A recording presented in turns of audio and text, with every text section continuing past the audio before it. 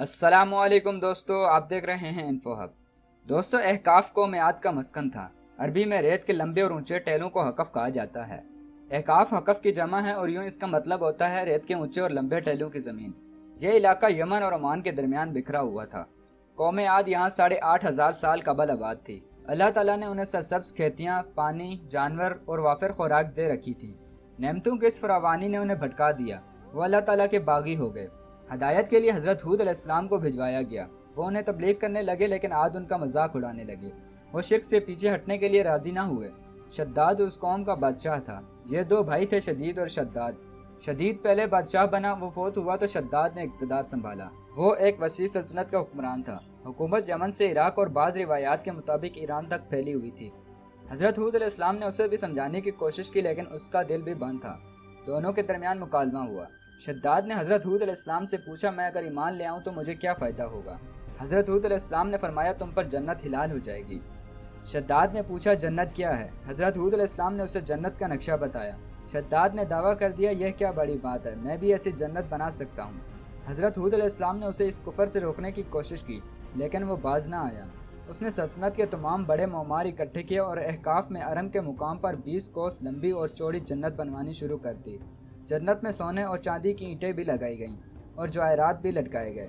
اس نے شہد، دودھ اور پانی کی نہریں بھی رواں کر دیں اور دنیا جہاں کے درخت، پودے اور پھول بھی لگوا دیے۔ قوم عاد بلند ستونوں پر محلات بنانے کی ماہر تھی۔ شداد کی ارم یعنی جنت میں یہ فن عروج پر تھا۔ ریت کے ٹیلوں کے درمیان بلند ستون تھے اور ان ستونوں پر سونے اور چاندی کی عمارتیں کھڑی تھیں۔ شداد نے فیصلہ کیا تھا کہ وہ جنت کی تکمیل کے بعد اس میں قدم رکھے گا۔ معماروں نے جب اسے جنت کی تکمیل کی اطلاع دی تو وہ تیار ہوا اور اپنی فوج لی اور جنت کی انسپیکشن کے لیے نکل کھڑا ہوا۔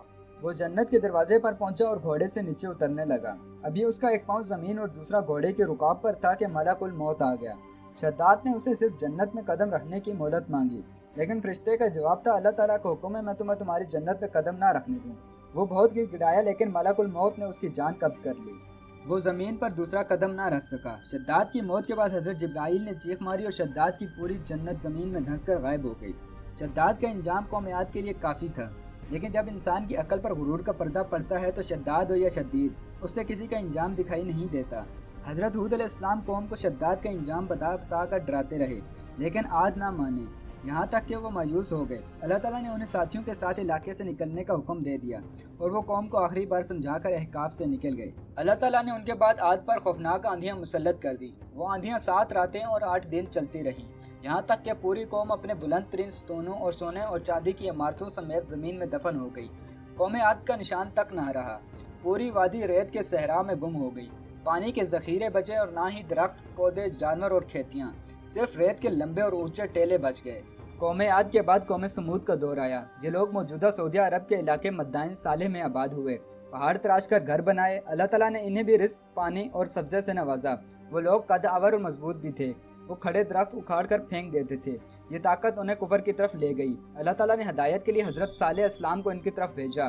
وہ انہیں سمجھاتے رہے لیکن وہ بھی باز نہ آئے۔ اللہ تعالیٰ نے انہیں ہدایت کے راستے پر لانے کے لیے اونٹنی اور اس کا ایک بچہ بھیجا لیکن وہ ہدایت پانے کے بجائے اونٹنی کے دشمن ہو گئے۔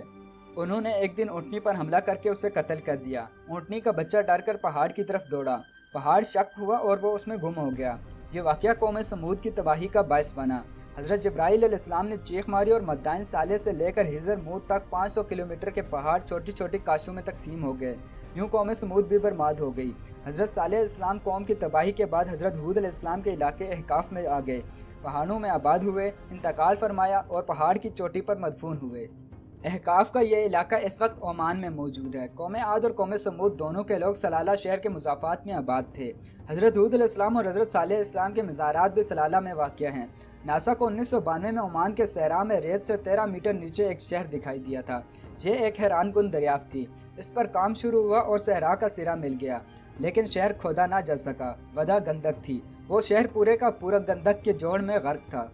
قرآن مجید میں اللہ تعالیٰ نے سورہ ہود، سورہ الفجر، سورہ الاعراف، سورہ الشعراء، سورہ المؤمنون، سورہ الاحقاف، سورہ حامیم سجدہ، سورہ الزاریات، سورہ القمر، سورہ النمل، سورہ الشمس اور سورہ بنی اسرائیل میں قوم عاد اور قوم سمود کا ذکر فرمایا ہے۔ اس ذکر نے بھی اس تلاش کو اہم کر دیا ہے۔ یہ علاقہ 1843 میں سب سے پہلے ایک جرمن فوجی نے دریافت کیا تھا۔ उसका कहना था इलाके की रेत बारीक सफूफ की तरह थी और उसमें जो चीज़ भी गिर जाती थी वो चंद लम्हों में रेत में दफन हो जाती थी। उसका ख्याल था कि रेत के नीचे ज़मीन नहीं, ये इलाका रेत की दलदल है। शद्दाद की जन्नत आजकल उबार कहलाती है। उबार रेत के समुंदर में छोटा सा शहर है। शहर से बाहर निकले तो दाएं बाएं रेत के टेले हैं और ये टेले एक तरफ से सऊदी अरब और दूसरी तरफ से यमन के बॉर्डर तक चले जाते हैं। पूरी कायनात इस वक्त 3 लफ्ज़ों में सिमट जाती है: आसमान, हवा और रेत का कब्रिस्तान, माजी, हाल और मुस्तकबिल। अगर हम कभी आसमान की तरफ देखें, कभी रेत की तरफ, कभी चट्टान के नीचे दफन शद्दाद की जन्नत की तरफ, और ये सोचें कि इस अहकाफ जिसमें शद्दाद जैसे लोग दफन हो गए तो हम जैसे लोगों की क्या हैसियत और क्या अहमियत है। उम्मीद करता हूँ आज की वीडियो आपको पसंद आई होगी। जाते जाते मेरे चैनल को सब्सक्राइब, वीडियो को लाइक ज़रूर करिएगा। फिर मिलते हैं अगली वीडियो में, तब तक के लिए अल्लाह हाफ़िज़।